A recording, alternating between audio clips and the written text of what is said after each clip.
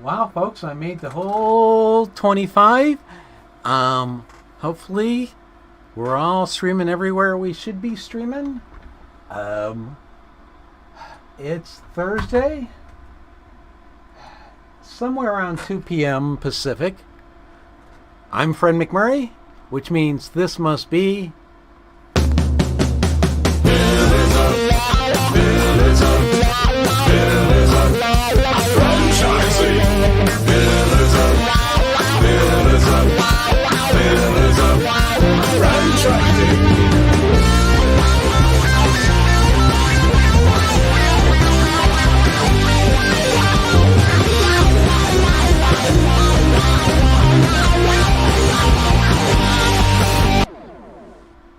Well, as far as I can tell, life's all up, but Elizabeth is having some problems, so I know she can hear us. So we have her I wonderful. can. I We seem have frozen though. Again. so we'll just kind of go with it at this point. However, we'll kind of make her picture a bit smaller, and for once, we're going to enlarge mine. God help us. That's all we need is a growing Fred. But okay, here we go. Yeah, folks. yeah, for sure. So, what is the word on the street? And where the hell are you? And how's the today- weather? Yeah, well, so let's talk about word on the street, and then we can go to that weather, which is actually quite beautiful, by the way. So today, Elizabeth and I were actually talking, and that's part of what I'm disappointed why she's frozen. I was hoping that she was going to do some Olympic moves or something like that for our segment today, but we were talking How about. do you not? Okay, we'll pretend that you are. You're doing some Olympic stretches right now. So we were talking about the Olympic gold medalist. I think Mo is how they keep pronouncing her name, which is interesting because it looks like Moo to me, and I've listened to it like 15 times because I wanted to respect her name and make sure I said it properly, and they keep saying it Mo, so we're going to go with that. The article we were talking about was about her seizing the opportunity, being a young girl, and seizing the gold this year after a lot of training, and how the COVID year really gave her a chance to spend some extra time doing the things that she needed. And you're thinking, like, why in the heck is she talking about that? And the reason we were talking about it is because the article tied it to franchising and how timing is everything. And you've always heard that adage, whether it's, when to play the stock market, when to buy a house, right? Everything seems to be about being in the right place at the right time. And so we went on to talk about how being in franchising is a lot like training as an Olympic athlete in its own way, right? And in that we mean you absolutely have to have tenacity. You absolutely have to have, as David and I've always talked about, grit. You can't give up when things seem to be maybe, let's say, not looking so good, right? And one of the phrases that they used in this article is you have to move fast and break things, right? And so I always find that to be interesting because you think about when you buy a system or when you buy a franchise, you're buying a system, right? And sometimes there are things within the system, specifically like I was doing some studying last night about a franchisor that requires franchisees to buy specific products from a specific vendor. And the specific franchisee was struggling to make any profit because of these high costs of supplies. And so where she had to go in and break things was challenge the franchisor, and eventually as a group, their FAC was able to change with the franchisor, and they were able to buy their supplies elsewhere so they could actually start making money in their franchise. So sometimes you have situations like that. And the other thing was to go big or go home.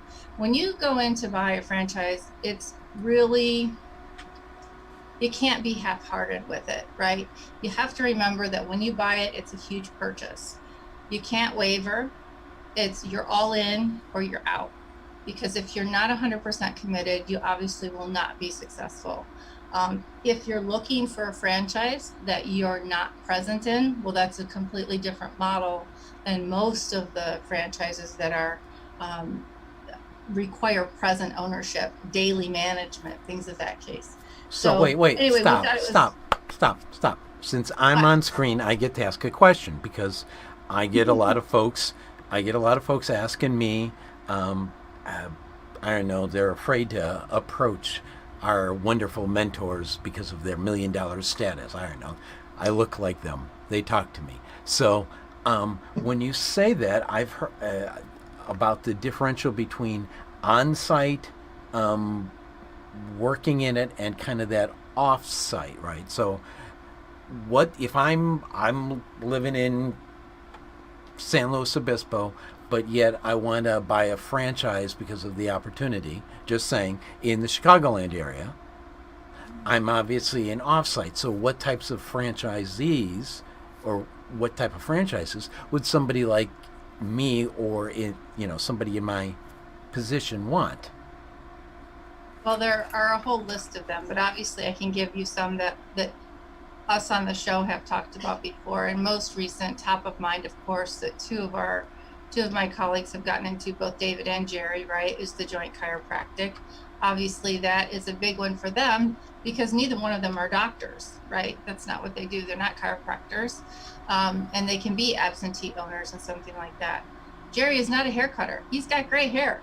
He's always perfectly styled, but he doesn't cut it himself, right? That's not what he does. So he's not on site every day doing those things. And so businesses like those tend to be something that you can have a management team. Now, Ray is at the point now, even with the Molly Maid, where he is starting to, sorry, my daughter's leaving, where he's starting to step back to retire. And so he doesn't have to be in his business every single day either. So there's different points and different types of franchises based on what you're looking for, based on how long, if you want to be in it, how long do you want to be there, what's your exit strategy. That's why, when people call and they say, hey, help me buy a franchise, we spend a lot of time talking to people about what's their long game, right? Where do you want to be? And what do you want your lifestyle to be like? How much do you want to invest? What kind of time do you have to spend to make sure that we really help make you make the right choices? Which sounds like you just provided the perfect segue to our guest when you said financial, right? Yes. Did you do that on purpose, or are you that good? No, you know me. I just start talking and things come out. All right, so let us find out where our guest is and what the weather's like there. Excellent. Hi, I'm off screen again. This is the problem with the spinning chair. I can be on screen, I can be off screen, I can be here, I can be there. We could write a Dr. Seuss book just on my chair. Oh no. Welcome, Linda Rodino. How are you? It's Lisa. Thank you. Lisa, I'm so sorry. I'm looking right at it. I can't even read. It's only 4 letters. You know what? Right? I get that a lot. Everybody calls me Linda. I'll answer to anything at Killing this point. Me. Well, you shouldn't have to. I spent a lot of time studying another name, so you think I could get yours right. And we've talked before. Yes. Ray, I better let you do the introduction the rest of her introduction, for crying out loud. But first, let's talk about the weather. Where are you, Ray, today? And what's your weather? Today, sorry. Sorry, it was Ray's question. Go ahead. I'll get it out. I'm still at home, but I'm leaving next week, which is one of the things that you said I am into, and that is traveling. And I will be in Wisconsin next week, and probably the week after in Michigan. Awesome. So for the next couple of weeks. So those are the things I have planned. Actually, what I've been doing sitting at home is planning next year, because I've already got 4 or 5 events that I will be attending, rallies and traveling and meeting people and having a blast. But so that's funny, Ray, because I'm like, wow, you're already planning all of your financials for next year. I'm really behind. No, I planned those. I began with the end in mind. Yes. So that's where we're at now. So right now the weather here in Aurora is wonderful. It is 82 degrees and not high humidity. and it's just great. So let's go ahead and introduce our guest, Lisa Rodino. Hi, Lisa. Welcome to the show. Hello, Ray.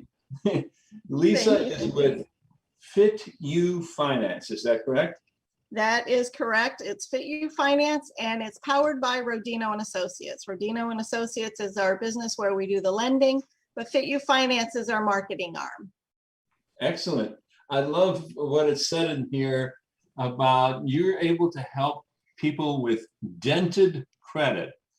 Now, that's a nice way of saying ugly credit or bad credit. Right.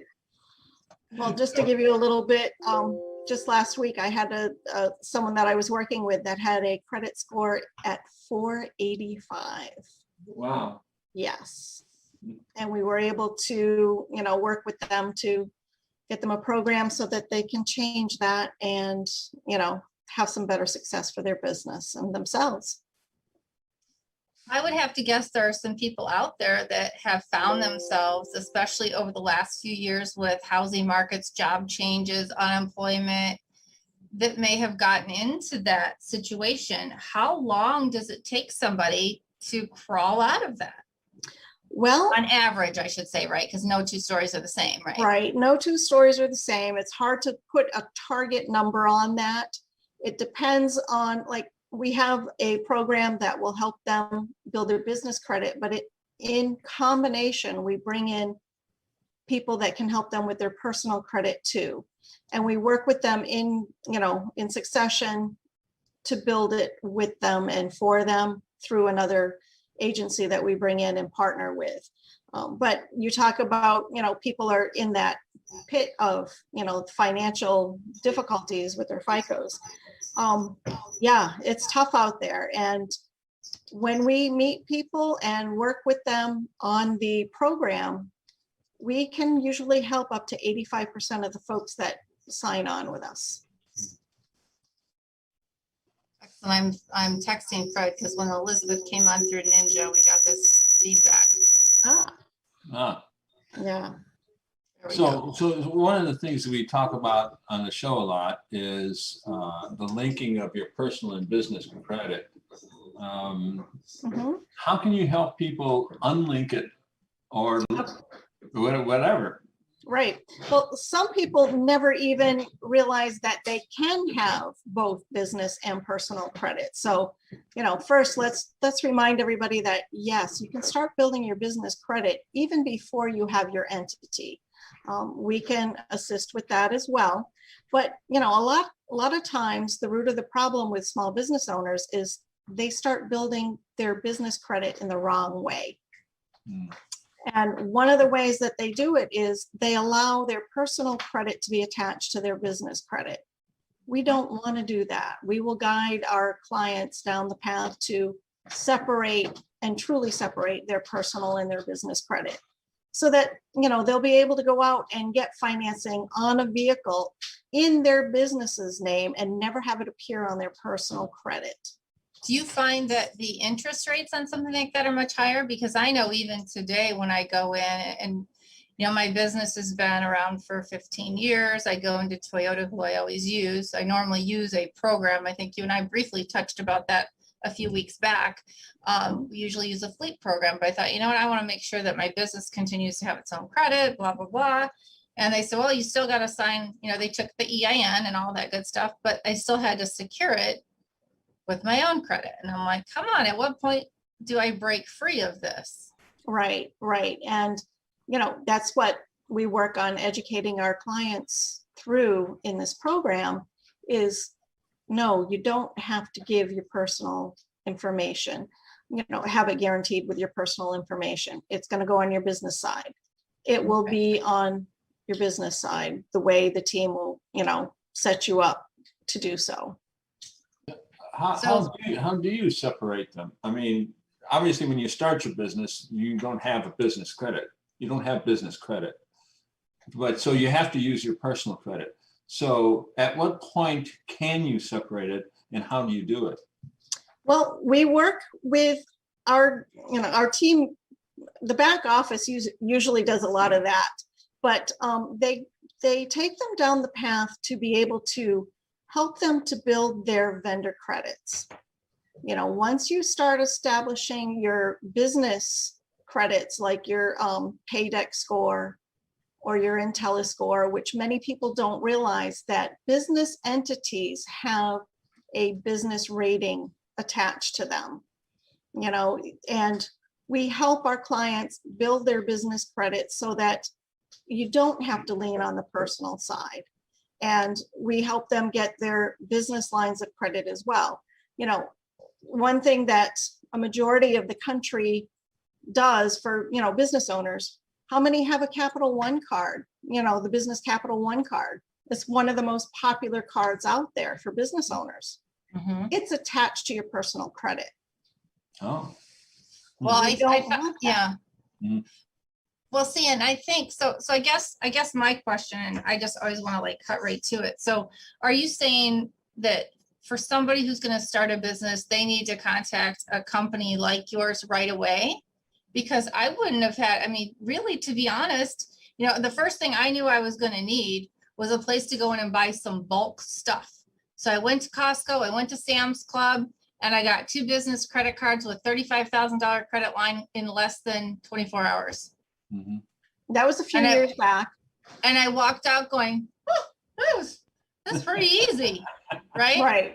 And Right. I thought it can't be this easy. Like, and so now, you know, 15 years down the road, I'm going, I don't believe that happens today. But again, my personal credit is still attached to those things. So Right. what would you advise somebody who is looking at buying a business today, who is going to need some capital for this kind of stuff? What would you Well- give them advice on? Well, I would say, you know, come talk to me. Let's get you through the program so that you can understand how to do it and go about getting business credit the correct way. You know, I will be offering an ebook so that, you know, people can read up on how personal credit and business credit affects your business. Making sure to separate it beforehand will put you 10 steps ahead of the game. You know, we need to get that established. And if you still have a W-2 income job, it's good so that we can lean on that while we're building your business credit, while you're getting things rolling. You know, you don't have to have the franchise in place yet, but let's make sure your accounts are ready for when you are ready to take the plunge and buy your franchise. Now, do you also provide funding to buy the franchise, or are you mainly for all the post-franchise purchasing? We can assist with all lending. We are generalists. You bring me the story of what you need for your business. We will work on finding the funds for you. Okay, excellent. You find funds, if I say I decided I wanted to buy a home, I wanted to flip. Can you provide funding for that? Absolutely. And the folks that I work with and what we do, when you have a property that you're interested in, we'll get you a term sheet. If you agree with the terms and rates, we will get that process started and you will get daily updates of what is the progress of your loan Okay. until closing. But that's different from a home loan. I mean, I could probably go out and get a home loan, but we're talking about something different. And how different is that? It's like apples and oranges. Oh, okay. When it's a home that you're going to live in, that's not my piece. I am not a licensed residential lender. Okay. What I can do is if you're buying it to fix it and rent it or fix it to flip it, Mm-hmm. then I can come in and provide that financing. And we have interest only rates that, you know, interest only options where if you're just fixing it to flip it, you don't have to pay prepayment penalties when you sell it. If you decide you want to rent it, we can get you 30-year terms at some very nice rates and they'll be fixed. Excellent. Well, Linda, thank you so much. And so our listeners can find you should they need some advice, they need somebody to help them make sure that they don't make this mistake, how do our listeners go about finding you? Well, you can reach me on the website at fitufinance.com or at rodino.net, rodino.com. And you can call. My number is 516-268-0350. Or you can email me, and it's my first name, which is Lisa, at Rodino, RODINO.com. Very good. And of course, we'll have all that information also on our website for people who are looking for it. And I'd like to thank you for taking time with us again today. And it is now time for us to go and pay the bills. Well, thank you for the invite. Hey, franchise Thank owners. you. How's your local marketing? Do you feel like you could use some help keeping up with your social media posts and comments and reviews? Do you wonder if you could be doing more to attract local customers? Are you able to identify new move-ins to your local area? At Westvine, we help franchisees like you reach more local customers through digital marketing. With daily monitoring, creative content, and ad placement, and customer data intelligence, we'll get your business in front of the people who want your products or services. We also work with franchisors who need an agency to handle the digital marketing for all of their locations. If you're ready to reach more local customers, give us a call at 805-265-5440 or visit us at westvine.com. That's 805-265-5440 or westvine.com. You know, I love when screens just go all cattywampus. So, Oh, look at that. yeah, I I think know. that's David sconce. Yeah, it is. And I don't know why that. What is Just going move over on? a little bit. It's just. Where am I? Oh, there we go. I'll just Now you fade see in. me, now you I'll don't. fade in Here and you out. have me, here you don't. I'm. That's actually, pretty good. I kind of like that. Okay, so we'll make it go away. I'm not coordinated enough to make that happen. All right. Yeah. Here There I we about go. 45 times before I fit into the screen. we go. I don't think I can talk and move back and forth. Yeah, good thing you're not like me. I have a chair on wheels. So it's really hard for me to sit still and I keep moving. And anyway, hey, what kind of cool stuff do you have today? I talked about you. Did you hear me talking about the did. joint? Yeah. Yeah, the joint, and of course we always talk about grit, and Always. I loved the last stuff that Lisa was talking about with the financing. I perked up when she talked about real estate financing. So I'm I bet you yeah, did. I went all in on that. Wrote all of her information down on that. So I'll be making sure I wrote it down correctly by checking it on our website. But yeah, you know what? I started thinking, Jerry's doing such a great segment with the, multi-unit to single unit owners and those types of things. And again, I started thinking about the challenges, and Jerry's covering that great, but I started thinking that there's always this other challenge that I know you faced, because we've talked about it. I definitely faced when you're coming out of your job. Okay. So we talk about, okay, well, and what goes through most people's head is, okay, I want to make the leap. I either it's time for me to move on, or I don't like my job, or whatever that conversation is in your head, you're going to make a leap. Right. And the challenge of that leap goes far beyond just that normal fear or that normal, boy, I hope this works, or the monetary thing. There's a lot of other challenges that are going to jump into that, right? I mean, you came from an executive position, right? I mean, basically from corporate, and you're in kind of an executive position. And there's the people that make the leap. I was thinking about this. There's really two different mentalities. There's the manager / executive of a corporation or a business that they're currently in that says, you know what, I want to start my own business.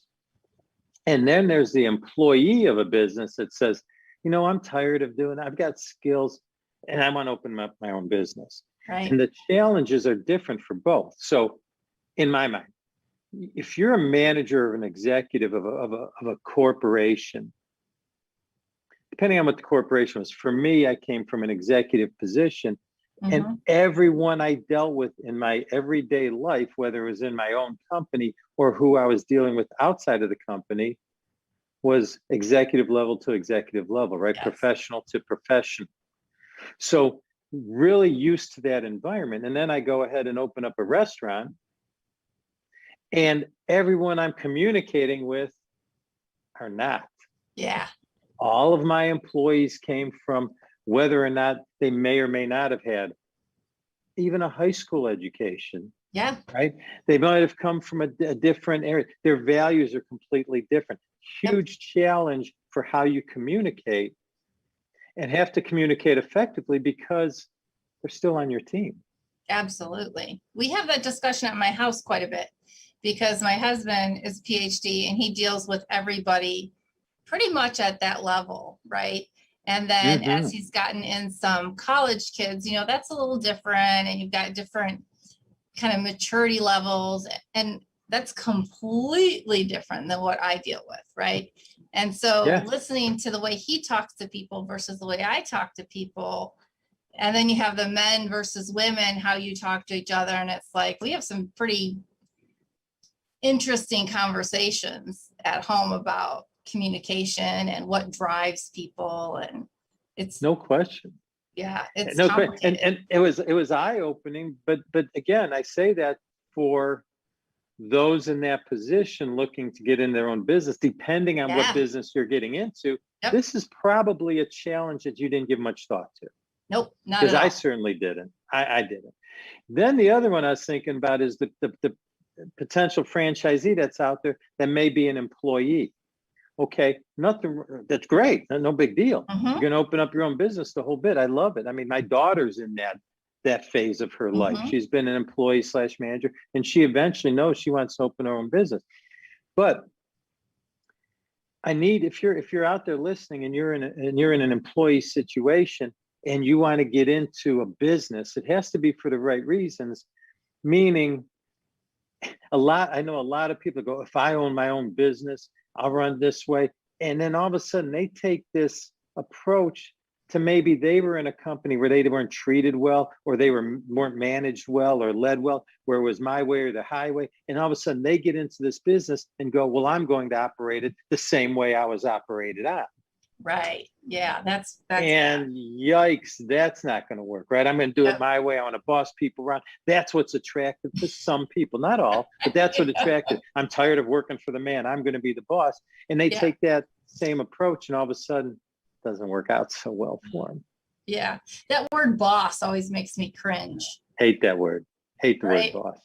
It's like boss, really? Like that's a pretty dated word in the vocabulary. And it really defines, in my mind, when I hear somebody say boss, I'm like, oh, that's so old school. That means so many bad things. Right. That's right. I don't like it either. It's, it starts from the old, the mafia movies, right? Right. But it's very interesting. It's very interesting because I think, and I know that we have a lot of different people within our franchise organization, even that come from a variety of backgrounds. And the thing that I appreciated most about the transition I made is that I worked with a lot of lower skilled workers, and that's what I have today.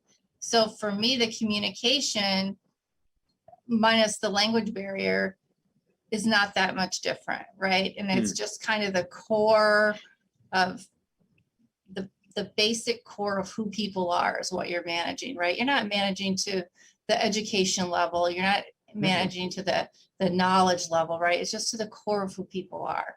And so I've really enjoyed that. But when my husband comes and tries to get into the business, so there's so much that you can't sometimes take that type of individual and put them in this situation. And you can't take maybe somebody like me and put me in a highly technical field because I won't know what I'm talking about.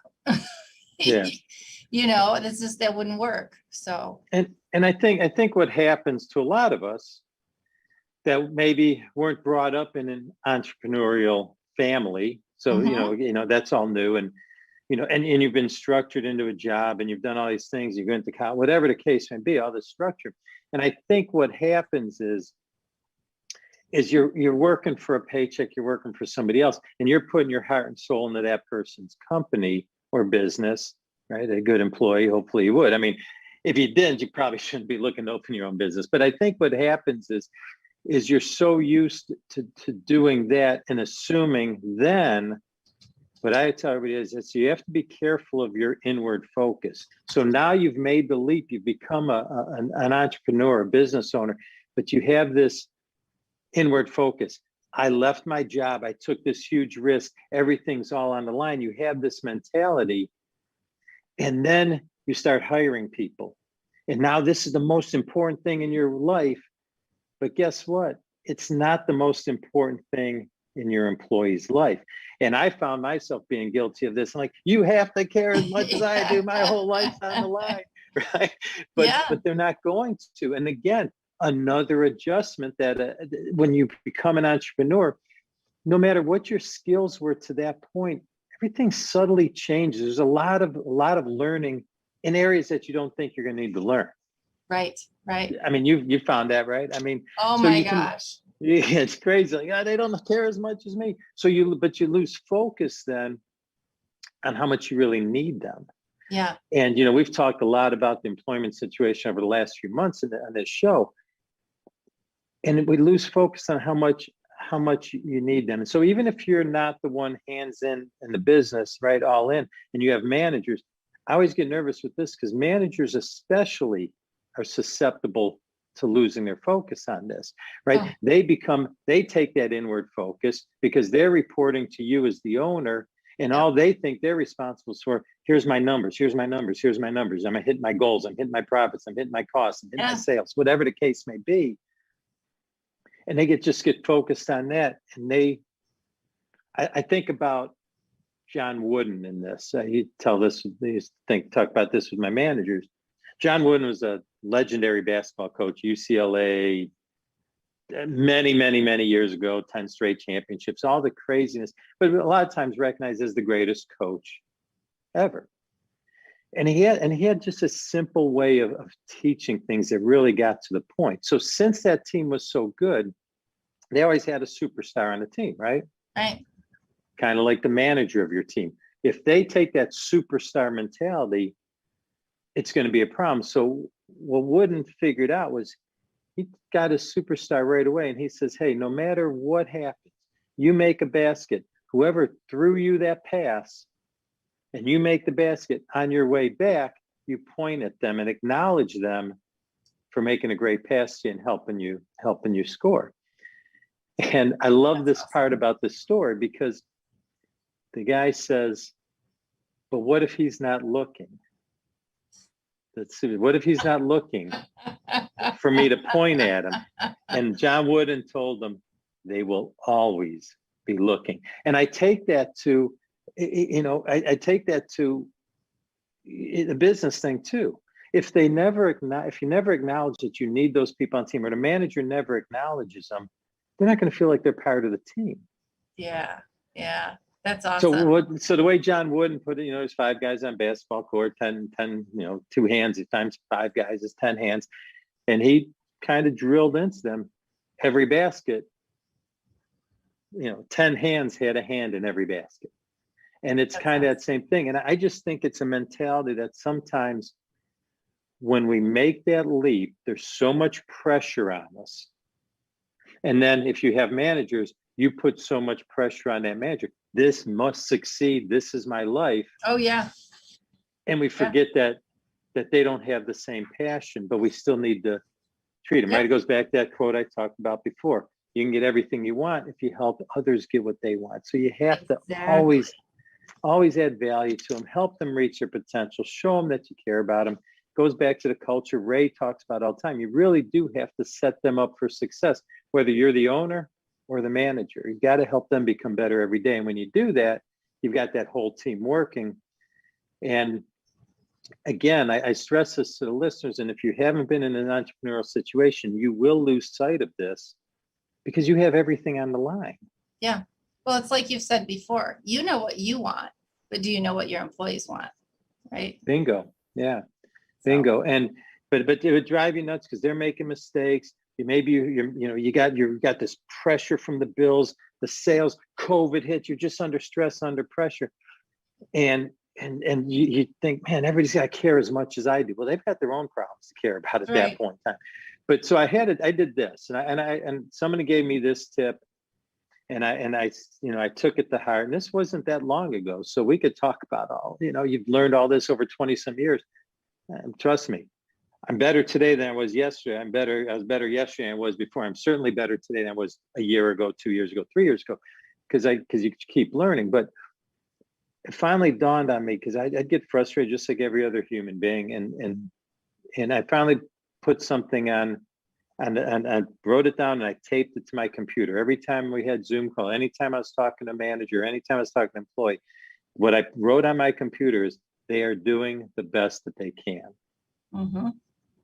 And I literally put that on my computer, and I would look at it all the time to help me not get frustrated if they weren't 100% of what I expected, right? They're doing the best that they can.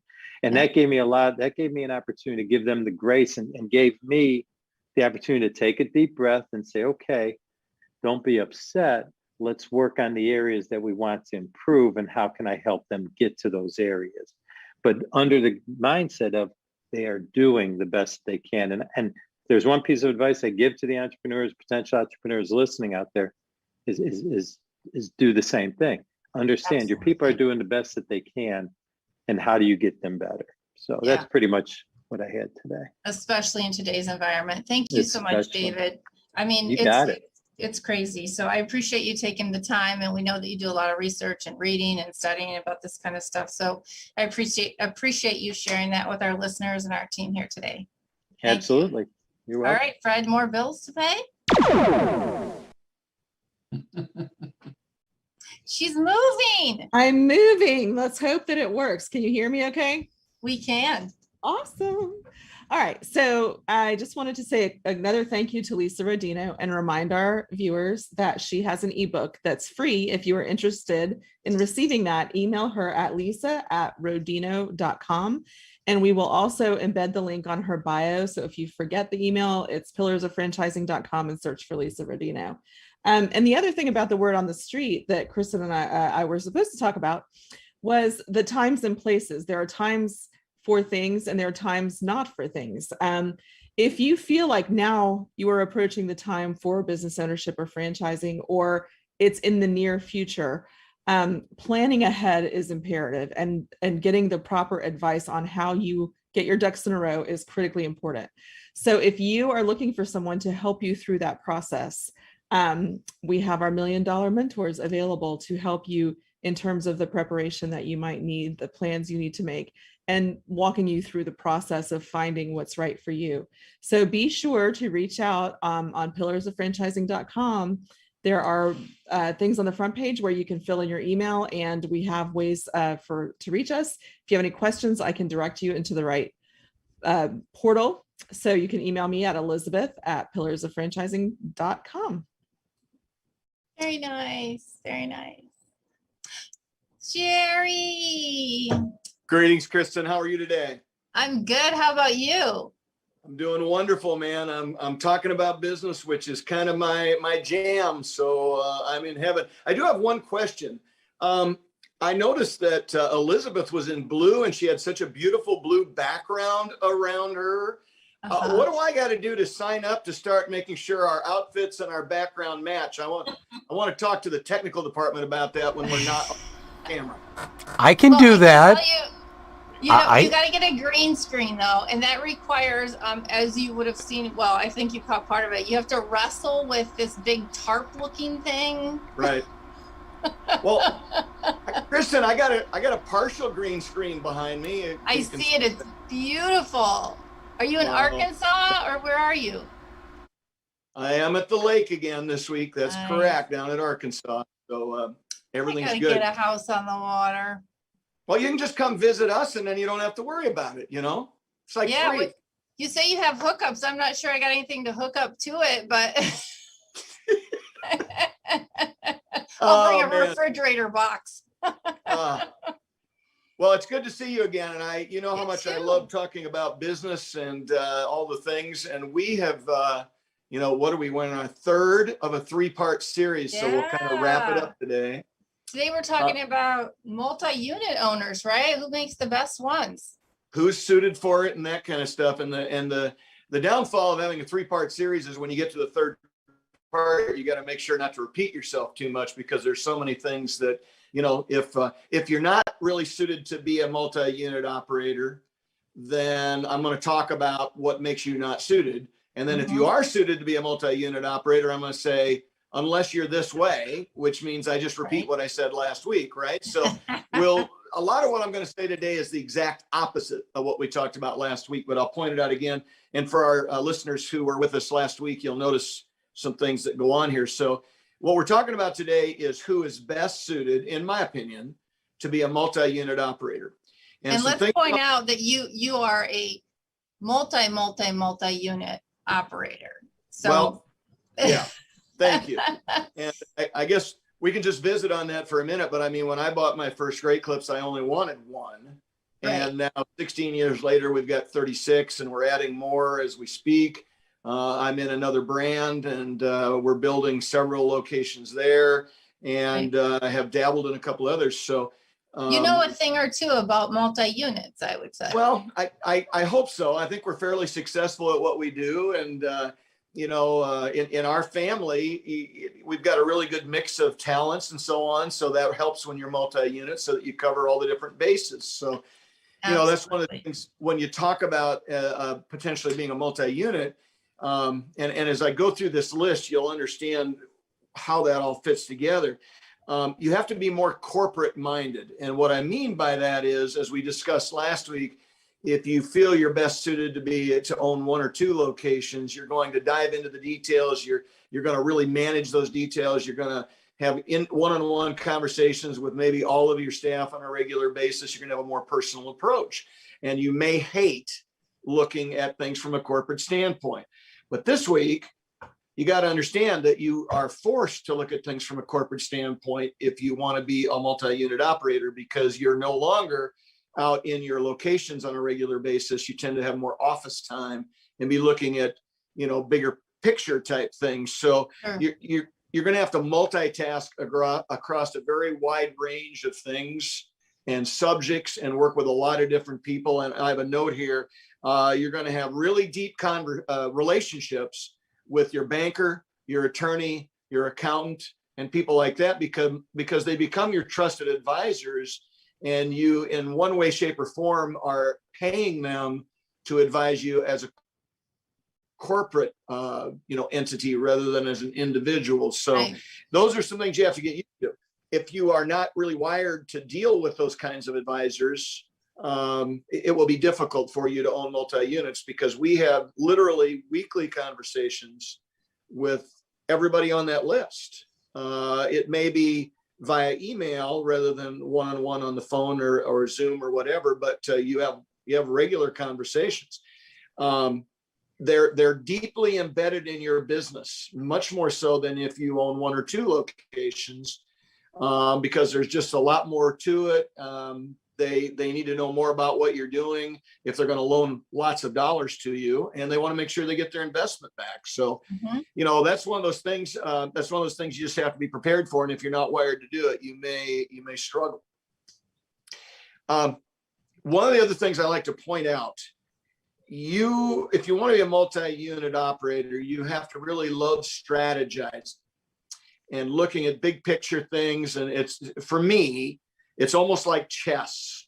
I'm moving pieces in return for a piece I'm going to take an hour from now as I move other pieces around it. So in business, it's quite the same way, where you have to be thinking, several steps down the road, maybe 2 or 3 years down the road, as to where your business is going to go. And you have to put things in place that lead you to that point. And in many cases, people are not wired to think that way. So big picture, long range strategizing, those kinds of things are things I find in people that are really good at being a multi-unit operator, surprisingly, you'll get very good at working with the corporate entity or the franchisor because they've got more invested in you.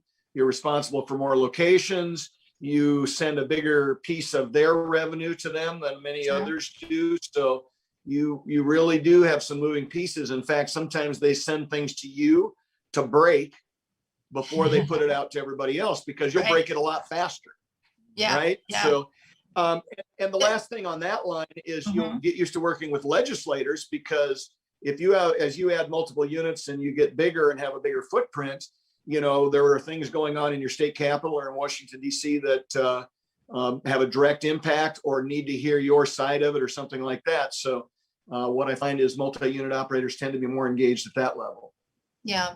So a couple questions that came to mind right away. One of the first things that I wrote down as a note was that two of the first things you said, more corporate minded and deep relationships with the bankers and your financial advisors and things of that nature.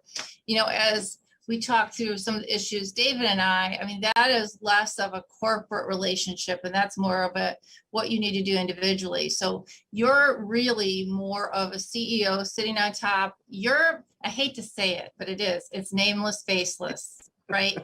It's chess pieces. It's not Susie with her mom living with her and 6 kids and so needs a new set of shoes. None of that is in your purview. Now, maybe your daughters, your managers, they all have that. But if you're going to be a multi-unit owner, you're nameless, faceless, as cold as it sounds, right? So if you're somebody like me, like I like to know people, right? That's just me. And you probably did too, right? Because you started out with just one. And then as you grow, you have to step back or you're in the weeds. And it's tough to be successful if you're trying to run 5, 6, 10, 30 franchises. Yeah, it's impossible.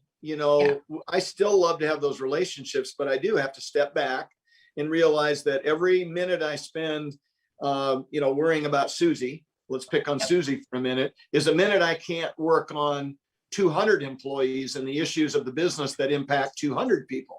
So you're right. Our daughters, our managers, we have, kind of taken our look at the human side of the business and imbued them with that so they can keep track of and have relationships with all of the individuals out there. I do a Facebook video on a regular basis for all of our staff to look in on so that they know me. I'll see their names. They might even put some questions in the chat or something like that. But in reality, it's the only way I can stay in contact with that many people. Right. Very good. I am told we have to pay the bills one more time, Jerry. Would you like to? All right, I got more, tight? so come back and see me. I will, absolutely. I can't wait. Back after this.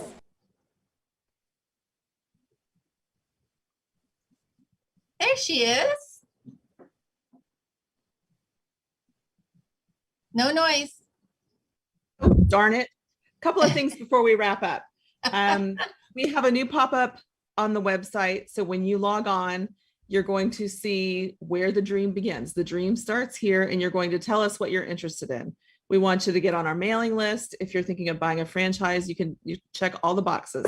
If you need a mentor, if you need some help, if you have questions, want to be on the show, any of the things, fill that out for us, and we will make sure that you get all the information you need. Next week, we have Dave Keel of Franworth, president of Franworth. He has been on before, and he's talked a lot about the things that he's done with Franworth and with Lash Lounge. They have the Barcode, Madison Reed, City Row, lots of different amazing brands. But we're going to talk to him a little bit more about Franchising for Good, which is a nonprofit that he co-founded. It's in conjunction with Franworth, and they help nonprofits learn the ropes, get more successful, help them with funding, help them with organizational things. It's a really neat concept to have a nonprofit built to help other nonprofits. So we will see you next week, same time, same place, and tune in for Pillars of Franchising every Thursday at 4 Central, 5 Eastern. I love Franworth. The thing is, I don't even know the guy yet, but I can't wait to meet him because the couple of brands that I've met, I just really like them. I like the people. Well, And I was, so much of what we learn about franchises is through that. We like the people, or we like the brand, or we shop there, Yeah. or something like that. And then you just assume that, everybody up the line is going to reflect that, right? yeah. And then I went to get my daily iced tea from my favorite, oops, where do I have to go? This way, this way. This way. See what I mean on my chair? I got to spin. Now McDonald's has this little tiny logo, but it all says now hiring. We are also desperate for help. We're relogoing our stuff, you know how many millions of dollars that probably costs to relogo all their cups? That's yeah. I mean, It's the reality of the world currently, and I think we're going to be dealing with it for a little bit. But yeah, let's go back to multi-unit franchising. I mean, Yeah. that's a great example of a multi-unit dying right now. I've got really one more thing that I want to touch on, and I think it's the biggest thing, and it really is the largest hurdle I believe most people have to go over when they're trying to move from, 1 or 2 units to many units. And that is, you have to be comfortable giving up responsibility and decision-making ability to not just necessarily one person, but maybe many people. And when you own 1 or 2 locations, it's easy to stay involved in the day-to-day stuff. And if you want to micromanage, you can make every decision, and, the buck stops with you, right? But when you own multiple units, you have to have, going back to our friend David, who does a phenomenal job talking about this and actually walks the walk, you have to be able to build leaders within your organization that can lead similar to the way, you would, and live by your ideals and your culture and those kinds of things, and make sure the organization that they're responsible for runs the way you would have it run if you were responsible for it. And yet give them the latitude to spread their wings and, go off the reservation just a little bit to try things their way and still stay comfortable with where they need to be. And you have to allow them to fail. And those things are so difficult for entrepreneurs, type A response, people who like to keep all that close to the vest. And for me, in most of my corporate career, no matter what my title was, ultimately I was a firefighter. I might have 2 or 3 calls waiting for me for a problem somebody else couldn't or wouldn't make a decision about, and I had to do it. And in this job that I'm in now, being responsible for 200 and some employees across 2 states, I can't do that. And it's not fair for me to do it. I need to have people who I've trained, I'm comfortable with, and let them do their thing. And when they screw up, all I ask is they fix it, let me know what's going on, and learn from it. And we just move on down the road. And many people cannot do that. And if you have trouble with that, I would ask you to not consider being a multi-unit manager, operator, because you are going to give yourself a heart attack. You're going to give yourself a stroke. You're going to give a whole lot of other people a lot of heartache, and it will not generally end up well. And Jared, do you think that someone that aspires to be a multi-unit, I mean, clearly when you sign a multi-unit contract, typically you would start with 1, but do you think that it might be wise for somebody to kind of, again, begin with the end in mind and start with 1 and then kind of grow into what they want to be with multiples rather than sign on the dotted line right out of the gate? Yeah, I really believe it's better to do 1 and get used to it and make sure it's the right thing for you and so on before you jump into others. I've heard so many horror stories. I mean, franchisors make it easy to sign a 3-pack or something like that where you get a discount by 3 instead of 1. And they generally give you a fairly long development time frame. So it's not necessarily tough to get them built in that period of time and get them open. But the fact is, you may just find out you don't have the interest or the bandwidth or the comfort with doing that. And then you, in most cases, will just give up the money that you put into buying those and lose it, and just they'll sell them to somebody else. So I like to see that. If you do decide to buy 2 or 3 in a pack, recognize you're going to have to go through some changes. Don't let it get to you. And I would highly recommend, I mean, I can't stress this enough, highly recommend you get a mentor who has been down that path, who has fought those battles, who lives it every day, who can help take you a step at a time through that process, because it will save you, literally, it will save you a lot of heartache and tens of thousands of dollars You know, you took the words right out of my mouth, because I was going to say, and if you think you want to be a multi-unit owner, I suggest you reach out to Jerry. Hit us up on our Pillars of Franchising website, where the cool thing is, I was just farting around today and I went on the website, honestly, to be told, I had this brain fart and I couldn't remember the passcode to get on today for the show. So I'm like, damn it, I got to go through the regular show post Elizabeth sent out, because I knew I could see it then. And that's when I saw the cool pop-up and I'm like, look at that. If you know, it's kind of like, if you have a dream, right? What's your dream? And it was really cool. So you can go in there, you can leave messages and all kinds of stuff. So that's how everybody can find you, Jerry. If you wanted to be a multi-unit owner, man, right there's the place to go. Well, I would love to just answer some questions for people as much as anything else, because it may save them a lot of time and effort. You know, because I'm writing a book, or in fact, it's written. We have a published date, and so on. And it's all about bootstrapping and starting from the ground up as a franchisee and finding your way, which will fit in with the whole mentoring thing. And you can do that from afar. I'll be able to give more information out on that, maybe even next week.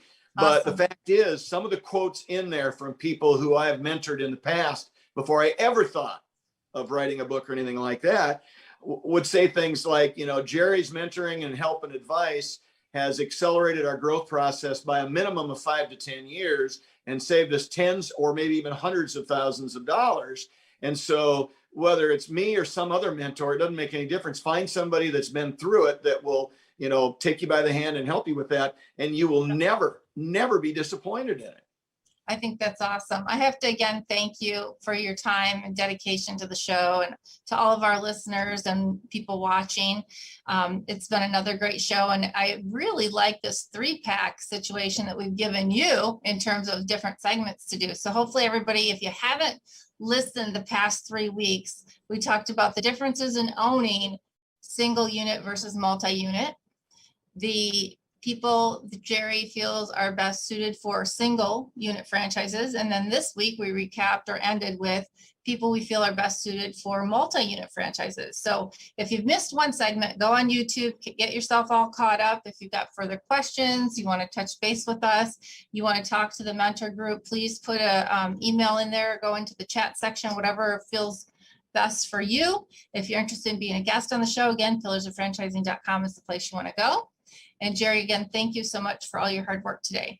For our guests out there, I want to say thank you for joining us this week.